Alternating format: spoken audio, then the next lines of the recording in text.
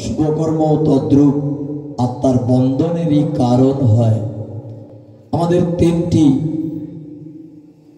রজ্জু আছে, দড়ি আছে, একটি হলো সাত্ত্বিক আর রাজসিক তামসিক, একটি স্বর্ণের শিকল, আরেকটি রূপার শিকল, আরেকটি লোহার শিকল।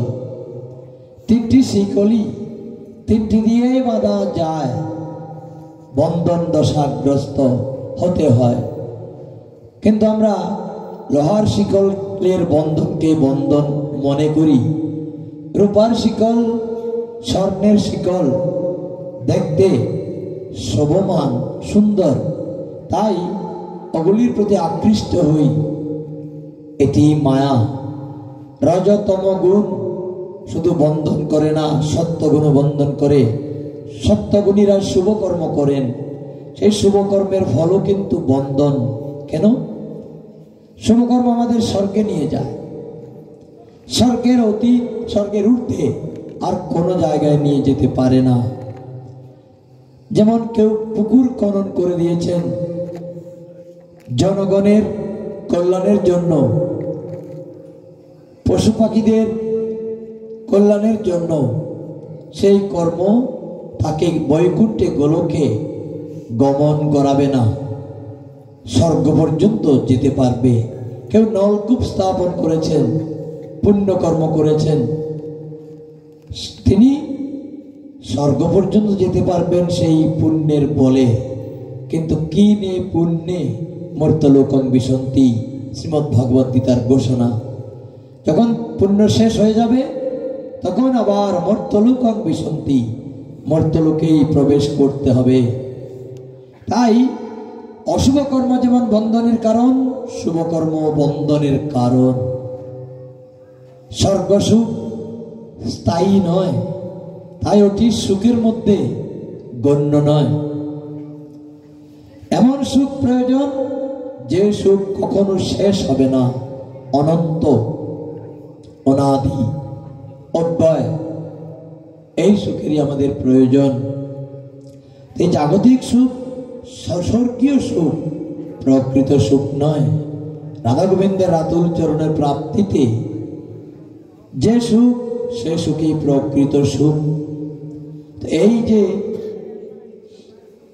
কর্মভোগাং শুভাশুভম, শুভ এবং অশুভ কর্মের ভোগ, রাধা শব্দের প্রথম অক্ষর বয়বিন্দুর র, এই অক্ষরের কারণে ধ্বংস হয়ে যায়। ফলে আমাদের স্বর্গের বন্ধনও থাকে না, নরকের বন্ধনও থাকে না। তারপর রেবহি কোটি জন্মাগং কর্মভোগং শুভাশুভম, আকারও গর্ভবাসশ্চ। আমাদের যে মাতৃজঠরে গমন করতে হয়, সেই মাতৃজঠরের কি যন্ত্রণা সেটি আমরা কেউ জানি না। একটি গানে সেটি পরিস্ফুট।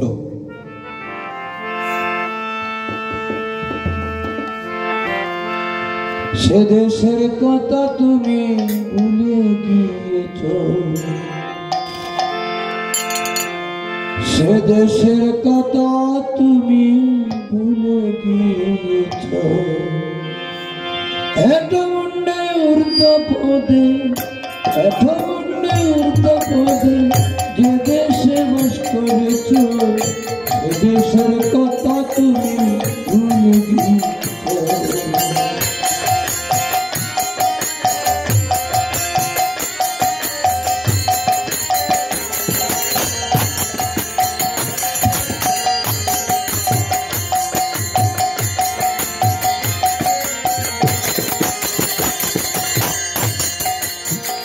বিন্দু রূপেতে পিতার মস্তকে ছিলে,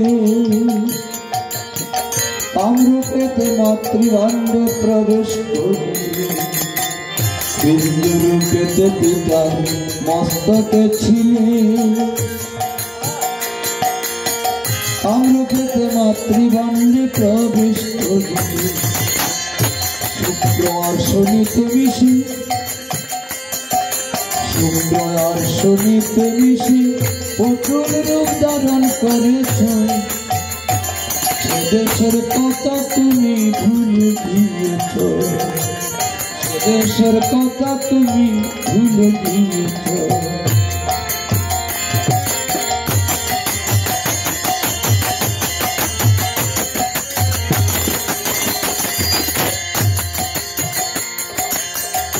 ইতিহাস তেজ মরুদ বোমেতে, পঞ্চমাসে পঞ্চ আত্মা ভৌতিক দেহেতে,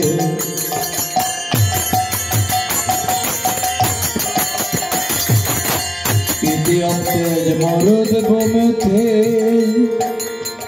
পঞ্চমাসে পঞ্চ আত্মা ভৌতিক দেহেতে, সপ্তমাসে গুরুর কাছে,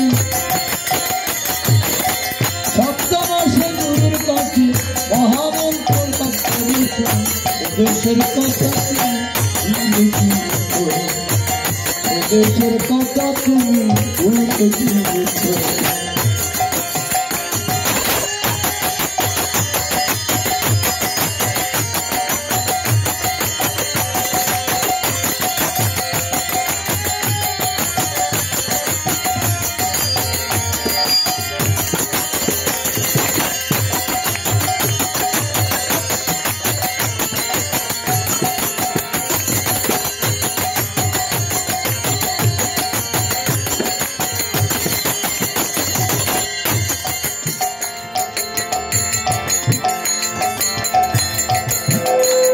শীতে চন্দ্র সূর্যের নাই রে প্রকাশ,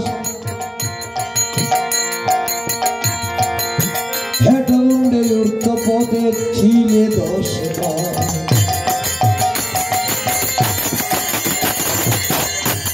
শীতে চন্দ্র সূর্যের নাই রে প্রকাশ, হেটুন্ডে ঊর্ধ্ব পদে ছিলে 10 মাস। পদ্মনাভী মাতৃনাভী, পদ্মনাভী মাতৃনাভী, পদ্মনাভী মাতৃনাভী, সেনা দিয়া হাত করেছে, দেশের কথা তুমি ভুলে গিয়েছ, দেশের কথা তুমি ভুলে গিয়েছ।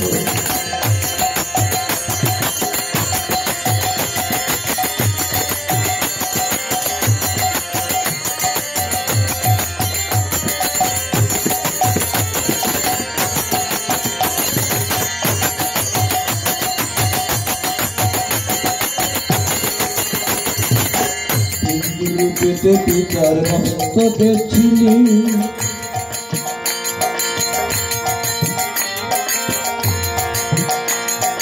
কামরূপেতে মাতৃভাণ্ডে প্রবেশ করিলি, রূপেতে পিতার মস্তকে ছিলি, কামরূপেতে মাতৃভাণ্ডে প্রবেশ করিলি। আর শনিতে মিশে, শুক্র আর শনিতে মিশে,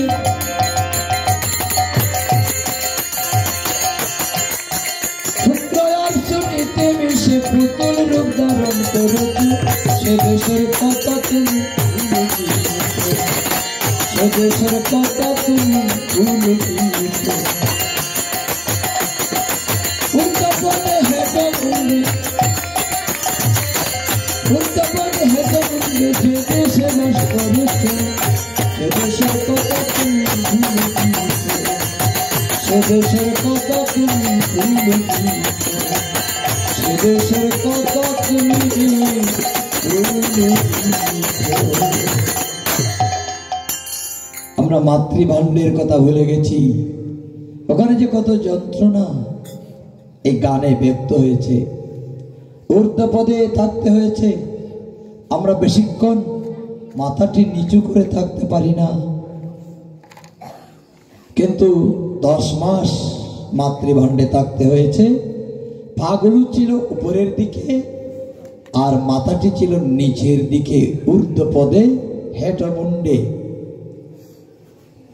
এই মাতৃজঠর চতুর্দিকে মল মূত্র রক্ত পুঁজ মাংস ইত্যাদি পরিবেষ্টিত, নারী ভুঁড়ি বিষ্ঠা ওখানে সব সময় থাকতে হয়েছে 10 মাস ধরে। এটিকে বলা হয় নরক যন্ত্রণা। এই মাতৃ পুনরপি জননং পুনরপি মরণং পুনরপি জননী জঠরে শয়নং ভজগোবিন্দং ভজগোবিন্দং ভজগোবিন্দং মূঢ়মতে প্রাপ্তে সন্নিহিতে খলু মরণে নহি নহি রক্ষতি দুঃখিং করণে। পুনরপি জননং, আমাদের পুনর্বার জন্ম হচ্ছে। পুনরপি মরণং, আবার মরণ হচ্ছে। পুনরপি জননী জঠরে শয়নং, আবার মাতৃ জঠরে শয়ন করতে হচ্ছে। আমরা কৃষ্ণ ভজন করি না। ভজ গোবিন্দম ভজ গোবিন্দম ভজ গোবিন্দম মূঢ়মতে। মূঢ় মন, তুমি জানো না তোমার কর্তব্য কি। তুমি কথা দিয়ে এসেছো মাতৃ জঠরে, হে গোবিন্দ আমি জগতে গেলে জন্মগ্রহণ করে মাতৃ জঠর থেকে বেরিয়ে তোমারই স্মরণ করব। সেই কথা তুমি ভুলে গিয়েছ। সেই দেশে প্রতিজ্ঞার কথা তুমি ভুলে গিয়েছ। সেই ভুলের কারণে, ভুল করলে তো মাসুল দিতে হয়। আমরা অনেকে বলে থাকি ভুল তো করেছি, ভুল তো স্বীকার করেছি যে আমি ভুল করেছি, আবার শাস্তি কিসের? ভুল করলেই তো শাস্তি পেতে হবে, স্বীকার করলেও আর না করলেও। যদি স্বীকার করা হয় তাহলে শাস্তিটা সহসা দান করা সম্ভব হয়। যদি স্বীকার না করা হয় তাহলে দোষী সাব্যস্ত করতে একটু সময় লাগে, এইটুকু মাত্র। তো আমি তো দোষ স্বীকার করেছি, যখন দোষী তো দণ্ড পাবেই। তো আমি কি করে মনে করি যে আমি দোষ স্বীকার করেছি তারপরে কেন আমাকে দণ্ড দেওয়া হচ্ছে? দোষ স্বীকার করতে হয় দণ্ড লাভ করার জন্য। যে স্বীকার করে না তাকে স্বীকার করানো হয় রিমান্ড দিয়ে। পুলিশের রিমান্ডের কথা শোনেননি? রিমান্ডে কি করে? মারধর করে, বেদম প্রহার করে, কানের মধ্যে গরম জল ঢুকিয়ে দেয়, নাকের ছিদ্র দিয়ে গরম জল ঢুকিয়ে দেয়, নাকের নিচে সুচ ঢুকিয়ে দেওয়া হয়। বিভিন্নভাবে শারীরিক নির্যাতন করে তার মুখ থেকে স্বীকারোক্তিমূলক জবানবন্দি নেওয়া হয়। তাকে দোষী সাব্যস্ত করতে পারলে তার জবানবন্দি অনুসারে, সাক্ষী প্রমাণাদি অনুসারে তখন তাকে শাস্তি দেওয়া হয়। এই জগতে স্বীকার করতে পারে, দোষ স্বীকার করে এমন মানুষের সংখ্যা নিতান্ত নগণ্য। কারণ সব মানুষ অপরাধ প্রবণ। অপরাধ করে এটা বড় কথা নয়, অপরাধের স্বীকার পর্যন্ত করে না, এটি বড় সাংঘাতিক কথা। তো সেই জন্য আমাদের অপরাধ আমরা স্বীকার করি না, নিজেকে দোষী মনে করি না। তাই আমাদের জোর করে বিভিন্ন উপায় অবলম্বন করে দোষী যারা, সেই দোষী ব্যক্তিটিকে চিহ্নিত করে দণ্ড দান করতে হয়। আমরা যে গর্ভবাস এই যে কত যন্ত্রণাদায়ক।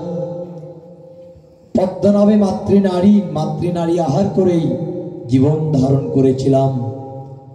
কত যন্ত্রণা, কত অসহ্য অবস্থাতে আমাদের থাকতে হয়েছে। নিজের ইচ্ছা মতো কিছু করতে পারিনি, বেরিয়ে যেতে পারিনি। তারপর থেকে 10 মাস যখন পূর্ণ হলো তখন মাতৃ গর্ভভেদ করে আমরা ভূমিষ্ঠ হয়েছিলাম। তারপরেও নরক যন্ত্রণা শেষ হয়নি। ছোট্ট শিশুটি যেখানে প্রস্রাব করে, যেখানে মল ত্যাগ করে সেখানেই ঘুমায়, সেখান থেকে সে অন্যত্র সরে থাকতে পারে না, মলমূত্র ত্যাগ করার কথা বলতে পারে না, এবং এটির যে দুর্বিষহ যন্ত্রণা সেটি সে বুঝতে পারে না, বলতেও পারে না। এই মলমূত্রের উপর তাকে কাটাতে হয় সময়। এই করে করে বয়স যখন বাড়তে থাকে, একের পর এক যন্ত্রণা, এক চিন্তা ঢুকতে থাকে আমাদের মস্তিষ্কে। বিষয়ের আবহাওয়া, বিষয়ের জলবায়ু আমার বাহিরের ভেতরের আমার সমগ্র সত্তাটিকে দূষিত করে ফেলে। নরকের যন্ত্রণা প্রতিটি মানুষ পলে পলে তিলে তিলে উপলব্ধি করছেন। এখানে যে দুঃখ পাচ্ছি, এখানে দুঃখ অনেক প্রকারের। বুদ্ধদেব বলেছিলেন, প্রিয় বিয়োগ দুঃখ, প্রিয়জন আমার কাছে থাকুক এটি চাই, এটি আমার সুখকর, কিন্তু ওই সুখ আমি পাই না। প্রিয়জন চলে যায়, প্রিয়ের বিয়োগ হয়, আর অপ্রিয় আমার জীবনে আসুক চাই না, তথাপি জীবনে অপ্রিয় চলে আসে। বিপদ কেউ চায় না, বিপদ চলে আসে। এবং সেই কারণে প্রতিটি ক্ষণ আমাদের কোনো না কোনো দুঃখ চিত্তকে জর্জরিত করছে, পীড়া দান করছে। এই পীড়াই তো হলো নরক যন্ত্রণা। এই যে আমরা নম শব্দ বলি, ওম মা চণ্ডিকা ওই নম, ওম রিং চণ্ডিকা ওই নম, ওম রিং দুর্গা ওই নম। এই যে নম, শ্রী গুরবে নম, তস্মৈ শ্রী গুরবে নম আমরা যে বলে থাকি, নম শব্দের অর্থ কি? ন আর ম।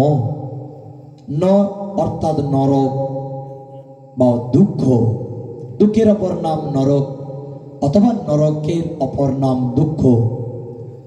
ম মানে মুক্তি, পরিত্রাণ। আমরা দুঃখ থেকে পরিত্রাণ চাই, নরক যন্ত্রণা থেকে অব্যাহতি চাই।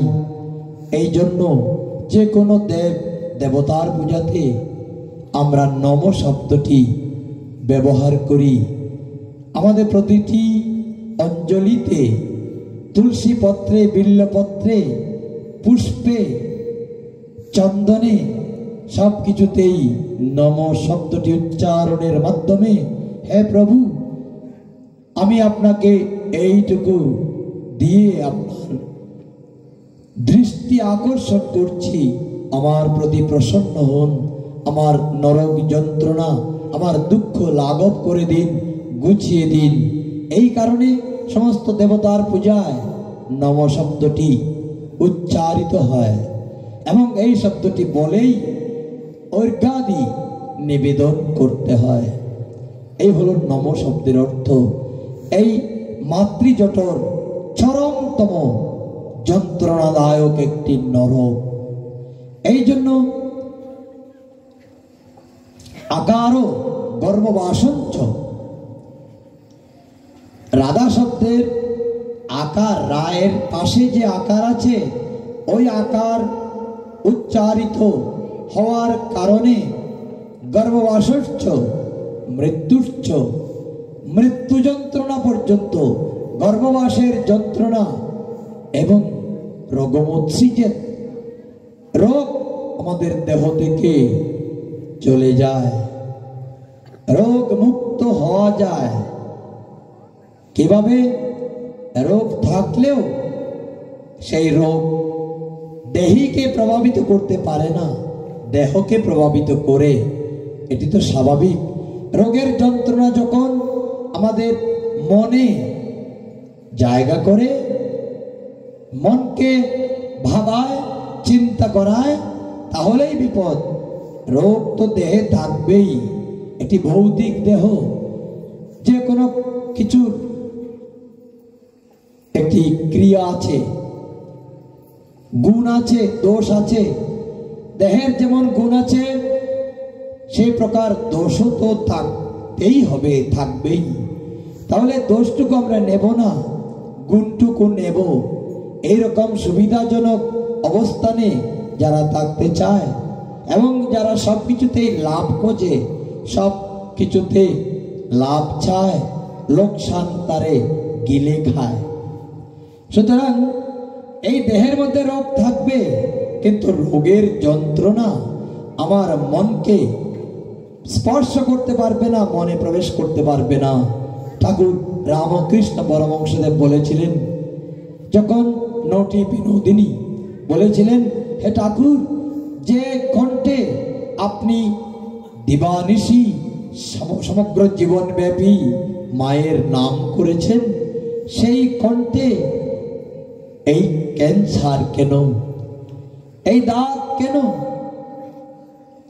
পরমহংসদেব বিনোদিনীর সেই কথার তেমন কোনো উত্তর দিলেন না, শুধুমাত্র বললেন, সে তো মায়ের কৃপারে। আমাদের যে রোগ শোক, এগুলো ভগবানেরই কৃপা। কৃপা করে তিনি আমাদের বুঝিয়ে দেন, জানিয়ে দেন, এই দেহ পেয়ে তুমি নিশ্চিন্ত থেকো না, মনে করো না তুমি সব কিছু পেয়ে গেছো। এই দেহের সুখ আছে, আবার অসুখও আছে, এটি দেহের সঙ্গেই থাকে। এই জগৎ থেকে কেউ যদি দুঃখকে তাড়িয়ে দিতে চায়, তাহলে সুখ সমেত চলে যাবে। কেননা সুখ আর দুঃখ চক্রবৎ পরিবর্তন্তে দুঃখানিচ সুখানিচ, সুখ এবং দুঃখ রথের চাকার মতো পরিবর্তিত হয়, একটির পরে একটি, অথবা একটির সঙ্গে একটি। যেখানে সুখ আছে সেখানে দুঃখ আছেই, যেখানে দুঃখ আছে সেখানে সুখ আছেই। এইভাবে চক্রবৎ পরিবর্তিত হয়। এইভাবে দেহে রোগ থাকবে। পরমহংসদেব বলেছিলেন যে সে যাজ্ঞে, আমার দেহে কি হয়েছে সেটি আমার দরকার নেই। আমার মন রোগে জানে, দেহে জানে, মন তুই আনন্দে থাক। এই হলো ভাবনা। এই আনন্দের সন্ধান লাভ হয়, সেই কারণে সেই রোগের যন্ত্রণা থেকে নিজে অব্যাহতি লাভ করতে পারে। রাত রা শব্দের আকার এতগুলো মঙ্গল ধান করতে সমর্থ। তারপর বলা হয়েছে, তারপর দকার মায়ু হানি। দকার আমাদের আয়ু বৃদ্ধি করবে, আমাদের যত প্রকারের হানি, দুঃখ, দৈন্য, বেদনা, শোক, তাপ, জ্বালা, যন্ত্রণা সবকিছুই ওই ধকার, রাধা শব্দের ধকারের কারণে দূরীভূত হবে। এবং আকার ভব বন্ধনম, এই যে পৃথিবীতে আমরা বন্ধন দশাগ্রস্ত হয়েছি, মহামায়ার বন্ধনে আবদ্ধ সবাই।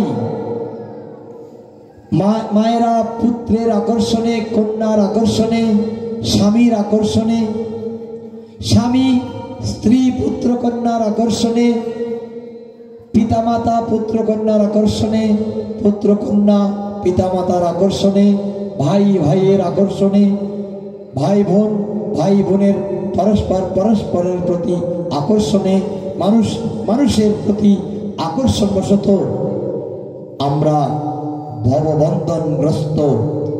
ইচ্ছা করলে যেখানে সেখানে যেতে পারি না।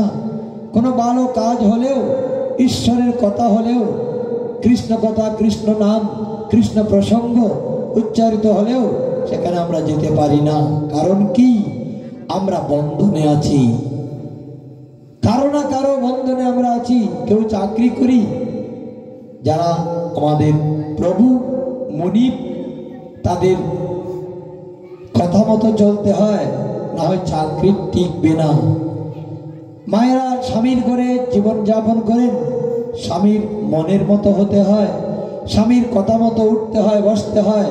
যেখানে যেতে বারণ সেখানে যাওয়া যায় না, যেখানে যেতে আদেশ সেখানেই যেতে হয়। সেটা যদি নিজের অপছন্দেরও হয়, তথাপি এই রকম হলো বন্ধন। বিভিন্ন জন বিভিন্নভাবে এই বন্ধনে আবদ্ধ। সেই রাধা শব্দের ধকারের পাশে যে আকার, সেই আকারের কারণে ভববন্ধন মুক্ত হওয়া যায়। এই রাধা নামটি শুধু কিভাবে এই রাধা নাম আমাদের এতগুলো কল্যাণ সাধন করেন, এতগুলো অমঙ্গল অকল্যাণ আমাদের জীবন থেকে নাশ করে ফেলেন, কি কি উপায়ে? শ্রবণ স্মরণ তীব্র প্রণশ্যতি ন সংশয়। কিভাবে? যদি কেউ রাধা এই শব্দটি শ্রবণ করে, শ্রবণ স্মরণ, যদি রাধা শব্দটি মুখে উচ্চারণ করেনি, কানেও শ্রবণ করেনি, শুধুমাত্র স্মৃতিতে স্মরণ করেছেন, আর যিনি এই রাধা নামটি উচ্চারণ করেন, জয় রাধে, রাধে আর রাধা, আমরা রাধা কৃষ্ণ বললে তো হয়ে যায়, রাধে শ্যাম কেন বলতে হয়? রাধে এটি সম্বোধন পদ। সম্বোধনে রাধা শব্দটি ব্যাকরণের অনুশাসন অনুসারে রাধে, অর্থাৎ আমরা শুধু যখন রাধা বলি, যখন কৃষ্ণ বলি, তখন শুধুই তার নামটি উচ্চারণ করেছি মাত্র। কিন্তু সেই রাধা কৃষ্ণের দৃষ্টি যদি আমি আমার প্রতি আকর্ষণ করতে চাই, তার মনোযোগ আমার প্রতি আকর্ষণ করতে চাই, তাহলে তাকে বলতে হবে হে কৃষ্ণ, হে রাধে। এই জন্য রাধে কৃষ্ণ সম্বোধনে কৃষ্ণ শব্দের এবং শ্যাম শব্দের কোনো পরিবর্তন নেই, রাধা শব্দের পরিবর্তন আছে। তাই এই রাধা শব্দটি উচ্চারণ করলে এবং মনে মনে স্মরণ করলে আর শ্রবণ করলেও, কেউ জয় রাধে বলেছেন, আরেকজন রাধা কি বস্তু চেনেন না, চেনেন তো না, বরং আরো নিন্দা করেন, সেই তারও কল্যাণ সাধিত হবে। কারণ কল্যাণ বস্তু কল্যাণই দেয়, অন্য কিছু দেয় না। তাকে চাইলেও না চাইলেও এইভাবে কল্যাণ, পরম কল্যাণ আমাদের জীবনে রাধা নামের কারণে চলে আসে। শুধু তাই নয়, রাধা নাম যদি কেউ উচ্চারণ করেন, ভগবান তখন উন্মাদ হয়ে যান। কেন উন্মাদ হন? আমার প্রিয়তমা, আমার অন্তরঙ্গা শক্তি, আমার প্রাণ প্রতিমা, আমার হৃদয় সর্বস্ব রাধারানী, আমি মদন মোহন, সেই মদন মোহন মোহিনী পরমা শক্তি সম্পন্না মহাভাবময়ী মহারানী শ্রী রাধা, তিনি আমার প্রাণ। শুধু তাই নয়, তিনি আমার প্রেমের গুরু। রাধা প্রেম গুরু, রাধিকার প্রেম গুরু, আমি শিষ্য নট, সদামায় নানা নৃত্যে নাচায় উদ্ভট। এই রাধা তত্ত্ব শ্রীকৃষ্ণ এমন শ্রী রাধারানীর প্রতি আসক্ত যে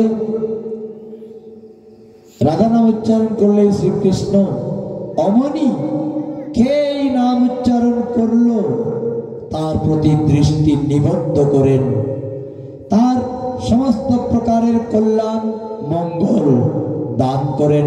তাই তো শ্রীধাম বৃন্দাবনে রাধে রাধে শব্দ উচ্চারিত হয়। সমগ্র বিভিন্ন প্রাচীরে বৃক্ষে যেখানে একটু জায়গা হয়েছে, বিভিন্ন প্রকারের ভক্ত বিভিন্নভাবে রাধা গোবিন্দের সেবা করে থাকেন। কেউ ওখানে গাছের মধ্যে, গাছের গায়ে লিখে দিয়েছেন হিন্দিতে রাধে রাধে, আবার কেউ দেওয়ালে লিখে দিয়েছেন, আবার সেই কেউ রাধে রাধে উচ্চারণ করতে করতে পথ চলছেন, আবার কেউ একে অপরকে জয় রাধে শ্রী রাধে রাধে রাধে বলে সম্বোধন করছেন। কিন্তু সেখানে গেলে এখানে যারা বেশি কৃষ্ণ ভক্ত, কৃষ্ণ প্রেম শ্রবণ করেছেন, আস্বাদন করেছেন, চর্চা করেছেন, কৃষ্ণ কথা বলতে শুধু কৃষ্ণেরই প্রাধান্য দিয়েছেন, রাধারানীকে তেমন প্রাধান্য দেননি অথবা একেবারেই প্রাধান্য দেননি, তারা গিয়ে দেখবেন আপনাদের ভাবনার প্রতিকূল অবস্থা শ্রীধাম বৃন্দাবনে রাধে রাধে রাধে রাধে উচ্চারিত হয়। কেন কৃষ্ণ কৃষ্ণ বলা হয় না? রাধা নামের কেন উচ্চারণ করতে হবে? শ্রীমদ্ ভগবত গীতাতে কোথায় রাধা নাম আছে? ভাগবতে কোথায় রাধা নাম আছে? কেন আমরা রাধা রাধা রাধে রাধে উচ্চারণ করব? বৃন্দাবনে গিয়ে আপনি ওই রাধা শব্দটি শুনে আপনার মনের এমন অবস্থা সৃষ্টি হতে পারে। কিন্তু যিনি রাধারানীকে চিনতে পারেননি তিনি কৃষ্ণকে চিনবেন কি করে? কৃষ্ণ তো রাধাময়, রাধা তো কৃষ্ণময়ী। তাই আমি একটি গানে, একটি পদে আস্বাদন করেছি, যে কারণে কৃষ্ণ রাধা কৃষ্ণ মিলিত হয়ে গৌর রূপ ধারণ করেছে।